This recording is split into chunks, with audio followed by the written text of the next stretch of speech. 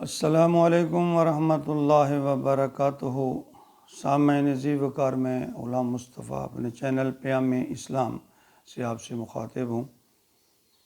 درس قرآن کے سلسلہ میں آج کا ہمارا سبق سورۃ الانعام آیت نمبر 53 پر مشتمل ہے۔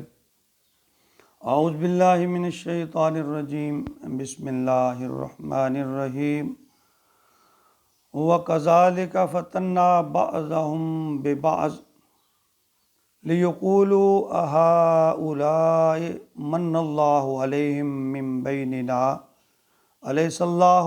بِأَعْلَمَ بِالشَّاكِرِينَ۔ سامعین، بات بڑی توجہ طلب ہے کہ ہم لوگ خوش قسمت انسان اس کو سمجھتے ہیں جو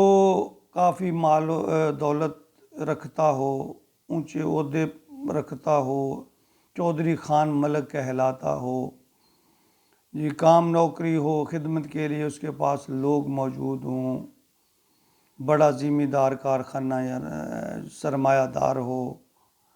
لیکن اللہ کے ہاں خوش قسمتی اور عزت کا معیار یہ نہیں ہے۔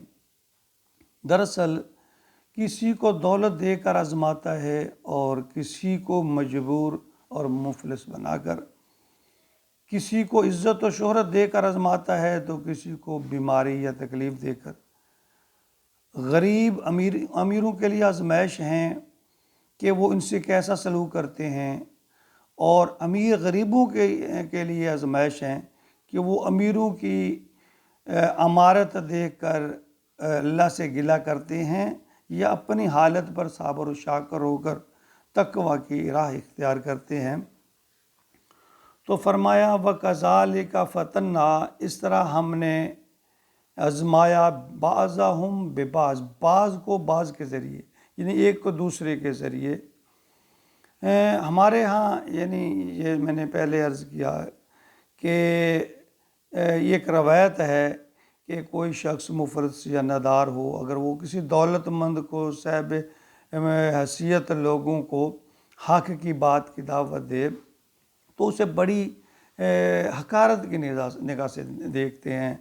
کہ اس کی اوقات دیکھو یار، یہ ہمیں سمجھانے چلا ہے، اس کی اپنی حالت دیکھو۔ حالانکہ اصولی بات یہ ہے کہ ہمیں بات کو پرکھنا چاہیے کہ وہ بات کیا کہہ رہا ہے، نہ کہ اس کی شخصیت کو، اس کے منصب اور مرتبے کو۔ فرمایا لِيَقُولُوا أَهَٰؤُلَاءِ مَنَّ اللَّهُ، کہیں گے کیا یہی لوگ ہیں، أَهَٰؤُلَاءِ مَنَّ اللَّهُ، جن پر اللہ نے انعام کیا، یعنی وہ مذاق اڑاتے ہیں ان کا کہ اللہ کو یہی ملے تھے، مِن بیننا، ہمارے میں سے، یعنی اللہ کو یہی لوگ ملے ہیں ہدایت دینے کے لیے، مبلغین یا انبیاء یا رسل، الیس اللہ بأعلم بالشاکرین، کیا اللہ سے زیادہ واقع، اللہ فرماتے کہ مجھ سے یہ زیادہ جانتے ہیں کہ ان میں کون اچھا ہے کون برا ہے، بأعلم بالشاکرین، میں شکر کرنے والوں کو بہتر جانتا ہوں، اللہ فرما رہے ہیں۔ یعنی وہ جو صاحب ثروت لوگ ہیں وہ سمجھتے ہیں کہ اللہ کا انعام احسان تو ہم پر ہے، دولت مند چودراہٹ وغیرہ تو ہمارے پاس ہے، تو اس طرح یہ نچلے لوگ ہیں، غریب غربا ہیں۔ اسی طرح جو قریش کے لوگ تھے وہ بھی ایسی باتیں کرتے تھے۔ اللہ تعالیٰ نے سورۃ الزخرف آیت نمبر 31 میں فرمایا کہ رجل من قریتین عظیم، یعنی یہ ان کا یعنی یہ بیان کیا ہے کہ اللہ کو یہی ملا ہے، بستیوں میں سے بڑا آدمی یہی ملا ہے، یعنی نبی اکرم صلی اللہ علیہ وسلم کے بارے میں نعوذ باللہ وہ ایسی باتیں، یہ ایک یتیم ہے، مفلس ہے، محنت مزدوری کرتا ہے، بکریاں چراتا ہے، نہ اس کے پاس کوئی دولت ہے نہ کوئی اعلیٰ منصب ہے، تو یہ نبوت کا دعوے دار بن گیا ہے۔ تو اس کے لیے اللہ تعالیٰ نے اسی صورت میں آیت نمبر 124 میں فرمایا اللہ عالم حیث یجعل رسالتہ، اللہ بہتر جانتا ہے کہ میں نے کس کو نبی بنانا ہے، کس کو رسول بنانا ہے، کس کو اپنا پیغام رساں بنانا ہے۔ تو پھر ایسے ہی سورۃ بقرہ کی آیت نمبر 48 میں بھی اللہ تعالیٰ نے فرمایا کہ وَلَمْ يُؤْتَ سَعَةً مِّنَ الْمَالِ، کہ وہ کہتے ہیں اسے تو مال دولت کی وسعت نہیں، اور یہ بات طالوت کے بارے میں کہی گئی ہے، تو یہاں بھی سمجھ لیں کہ وہ کہتے ہیں اسے تو مال و دولت کی وسعت نہیں ہے،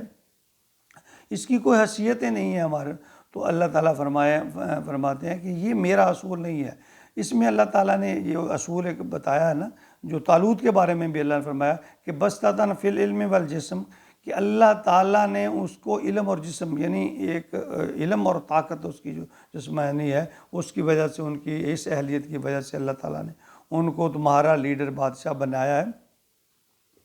یعنی اگر کوئی مفلس غریب آدمی بھلے کی بات کہے، کوئی دین کی بات کرے، تو امیر اور دولت مند لوگ گھمنڈ میں آ کر نہ صرف اس کی بات کو جھٹلا دیتے ہیں، کیونکہ وہ ان کی بات کو ماننا اور پیروی کرنے کو حد تک سمجھتے ہیں اپنی، بلکہ انہیں ذہنی اور جسمانی اذیت وہ پہنچانے سے وہ گریز نہیں کرتے،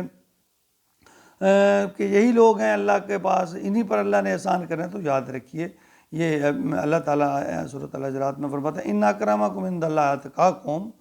کہ اللہ کے نزدیک جو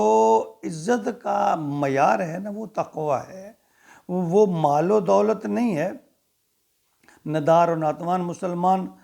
منکرین کی حقارت امیز اور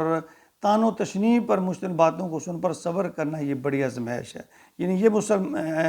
ان کے لیے آزمائش ہے. صحیح مسلم حدیث نمبر 2564 میں ابو ہریرہ رضی اللہ تعالیٰ عنہ روایت فرماتے ہیں کہ اللہ تعالیٰ تمہاری صورتوں اور رنگوں کو نہیں دیکھتے، بلکہ وہ تمہارے دلوں اور اعمال کو دیکھتے، یعنی تمہارے دل کی نیت کو اور تمہارے اعمال کو دیکھتے ہیں. وہ شخص جو اسودہ حال ہے، خدا کی نعمتیں ملی ہوئی ہیں لیکن اللہ کے احکام کی یا نبی کے احکامات کی وہ پرواہ نہیں کرتا، تو اس سے وہ شخص وہ غریب ہو مگر اللہ کا شکر گزار ہو، وہ بہتر ہے، اور اللہ اور اللہ کے رسول کے ہاں اس کا مقام و مرتبہ بلند ہے. یعنی بار بار یہ بات کہی جا رہی ہے کہ مرتبہ کا اللہ کے ہاں عزت مرتبہ کا جو معیار ہے وہ اعمال صالحہ ہے، نیک نیتی ہے، تقوی ہے، اللہ اور اللہ کے رسول کی اطاعت فرما برداری ہے، نہ کہ دنیاوی مال و دولت ہے. جیسے کہ ہمارا خیال ہے کہ ہم کہتے ہیں بڑا خوش قسمت ہے، بڑا کامیاب ہے، حالانکہ سب سے کامیاب شخص وہ ہے جس نے اللہ اور اللہ کے رسول کی اطاعت کر لی، تقوی اختیار کر لیا، اور اپنے لیے اگلی زندگی کے لیے کچھ نہ کچھ کما لیا. سب سے زیادہ عقل مند وہ ہے، سب سے زیادہ عزت والا وہ ہے، سب سے زیادہ کامیاب وہ ہے. اللہ تعالیٰ ہمیں آخرت کی فکر نصیب فرمائے اور اعمال صالحہ، اور وہ بھی نیک نیتی کے ساتھ، اخلاص کے ساتھ اور تقوی کے ساتھ کرنے کی توفیق عطا فرمائے، اور پھر اللہ رب العزت ان اعمال کو اپنی بارگاہ میں قبول فرما لے. آمین آمین آمین یا رب العالمین.